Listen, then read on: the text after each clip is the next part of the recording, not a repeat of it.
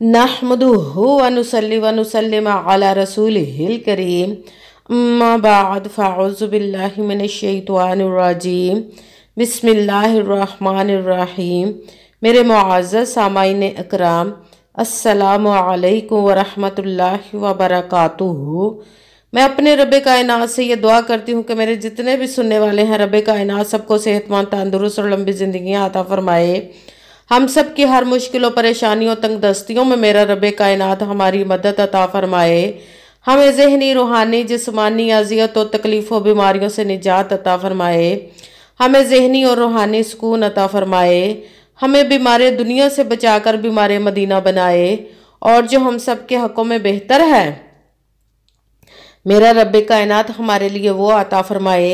और जो हमारे हक़ों में बेहतर नहीं, उसका ख्याल भी हम सब के दिलों से निकाल दे और हम सब को अपनी रज़ा पर राज़ी रहने वाला बना दे। आमीन सुमा आमीन। माशाल्लाह से आज शबानुल मुबारक का आखिरी एतवार और 28 शबान की तारीख़ है। आज जो मैं आप लोगों को अमल बताने लगी हूँ, आप इस अमल को ज़रूर पढ़ लीजिएगा।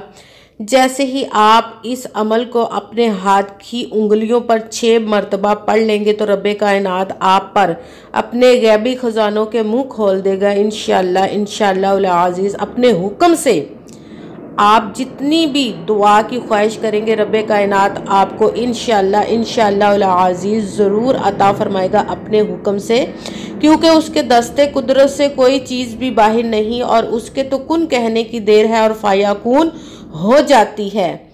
और वो ऐसे ऐसे इंसान को अता फरमाता है कि इंसान को समझ भी नहीं लगती कि ये हमें कहाँ से मिल गया और किस तरह मिल गया, कौन दे गया है। वो जब अपने गैबी ख़ज़ानों के इंसान पर मुंह खोलता है तो इंसानों की अक्लें दंग रह जाती हैं। इसीलिए आप अपने रब्बे कायनात पर पुख्ता यकीन रखिएगा। सिर्फ आपने अमल करना है अच्छी नीयत रख के और पुख्ता यकीन रख के करना, फिर बाकी काम अपने रब्बे कायनात पर छोड़ दे। वो कैसे करेगा, किस तरह करेगा, ये उसके काम है, हमारे सोचने की बातें नहीं हैं।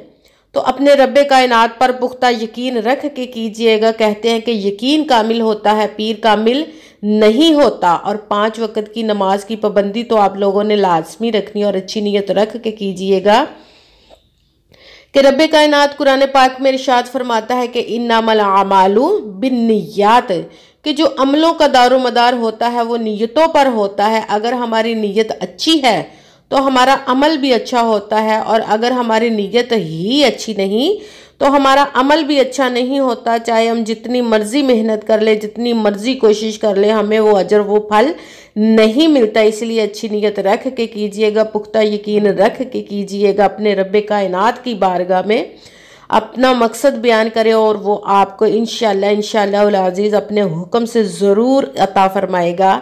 अगर आप बहुत ज़्यादा कर्जदार हैं, कर्ज़ा उतारने के लिए भी ये अमल कर सकते हैं। कोई बीमार है उसके लिए भी अमल कर सकते हैं। अगर आपकी औलाद नहीं उसके लिए भी कर सकते हैं। अगर कोई बहुत जिनके अपने घर नहीं है, घर खरीदने के लिए भी कर सकते हैं। गैबी ख़ज़ानों से दौलत लेने के लिए कर सकते हैं। किसी भी मकसद के लिए आपकी ज़िंदगी में कोई भी मसला, कोई भी हाजत है तो उसके लिए ये वजीफ़ा आप लोग कर सकते हैं। वजीफ़ा करने से पहले आपने कमेंट्स में अपना नाम और जहां आप रहते हैं उस जगह का नाम लाजमन लिखना है, ताकि मैं भी आप लोगों के लिए दुआ कर सकूं और फिर वजीफ़े की भी आप लोगों को इजाज़त मिल जाएगी। और जो नए हैं इस चैनल को वो सब्सक्राइब ज़रूर कर ले और बेल आइकन को भी दबा ले, ताकि मेरी अगली आने वाली वीडियो आप तक पहुंच सके। और अगर वीडियो अच्छी लगे तो इसको लाइक ज़रूर कीजिएगा और आगे भी शेयर कर दीजिएगा, ताकि किसी दूसरे को हमारी वजह से फ़ायदा पहुंचे तो हमारे लिए सदका जारिया बन जाए। और आपने पूरी वीडियो को सुन के समझ के फिर वजीफ़े को करना है। ऐसा ना हो कि आप वजीफ़े को स्किप कर करके छोड़ के सुने और आपको बात की समझ ना लगे और आप वजीफ़ा करने लग जाएं और उसमें आपसे कहीं पे कमी पेशी हो जाए तो वो वजीफ़ा ठीक नहीं होगा। अगर हम अपनी तरफ से किसी वजीफ़े में कम या ज़्यादा कर देते हैं तो फिर भी हमें वो कोई फ़ायदा नहीं पहुंचता। इसीलिए आपने पूरी वीडियो को सुन के समझ के फिर वजीफ़े को करना है कि कहीं आपसे कोई गलती ना हो जाए। जिस तादाद और जिस तरतीब के साथ मैं आप लोगों को वजीफ़ा बताऊं, उसी तादाद और उसी तरतीब के साथ वजीफ़े को पढ़ना है। اور جب وظیفہ کرنے لگے تو بالکل خاموشی توجہ سکون کے ساتھ آپ نے وظیفے کو کرنا ہے۔ وظیفے کے درمیان نہ تو آپ نے کسی سے بات کرنی ہے، نہ اٹھنا، نہ فون استعمال کرنا ہے، بالکل خاموشی توجہ کے ساتھ وظیفے کو کرنا ہے۔ یہ زیادہ ٹائم بھی نہیں لگے گا، 1 آدھے منٹ کا وظیفہ ہے تو رب کائنات ہماری زندگی کے مسئلے حل فرما دے گا۔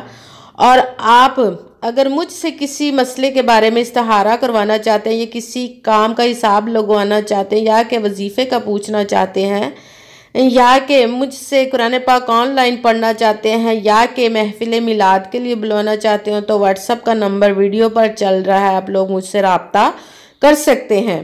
اگر کوئی بھائی یا بزرگ مجھ سے رابطہ کرنا چاہتے ہیں تو واٹس ایپ پر وائس میسیج کر کے مجھ سے بات کر سکتے ہیں، اور اگر بہنیں یا مائیں مجھ سے رابطہ کرنا چاہتی ہیں تو وہ واٹس ایپ پر وائس کال کر کے مجھ سے بات کر سکتی ہیں، اپنا مسئلہ بتا سکتی ہیں۔ اور سب سے پہلے تو آپ نے اپنے جس بھی مقصد، جس بھی حاجت کے لیے اس وظیفے کو کرنے لگے اس کی نیت کرنی ہے۔ جب نیت کر کے آپ نے باوضو اس وظیفے کو آج کے دن کسی بھی وقت کسی بھی جگہ پر آپ بیٹھ کر کر سکتے، گھر میں، مدرسے میں، آفس میں، دفتر میں، مسجد میں، اسکول میں، کہیں پہ بھی بیٹھ کر آپ اس وظیفے کو کر سکتے ہیں۔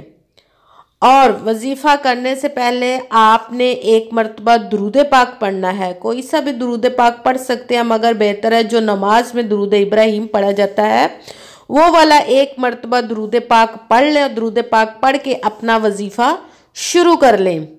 سب سے پہلے نمبر پر جو آپ نے وظیفہ پڑھنا ہے وہ ہے یا ارحم الراحمین، یا ارحم الراحمین، یا ارحم الراحمین، یا ارحم الراحمین۔ اس کو آپ نے 6 مرتبہ 6 ٹائم پڑھنا ہے۔ جب آپ نے پہلا وظیفہ پڑھ لیا تو پھر دوسرے نمبر والا وظیفہ آپ نے شروع کر لینا ہے۔ وہ وظیفہ ہے یا غنیو، یا غنیو، یا غنیو۔ اس کو آپ نے 7 مرتبہ 7 ٹائم پڑھنا ہے۔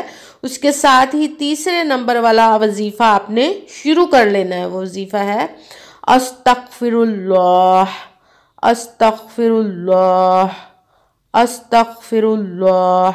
اس کو آپ نے 7 مرتبہ 7 ٹائم پڑھنا ہے۔ سب سے پہلے آپ نے 1 مرتبہ درود پاک پڑھا، اس کے ساتھ ہی پہلے نمبر والا وظیفہ شروع کر دینا، وہ ہے یا ارحم الراحمین۔ اس کو آپ نے 6 مرتبہ 6 ٹائم پڑھنا ہے، اس کے ساتھ ہی دوسرے نمبر والا وظیفہ شروع کر دینا یا غنیو۔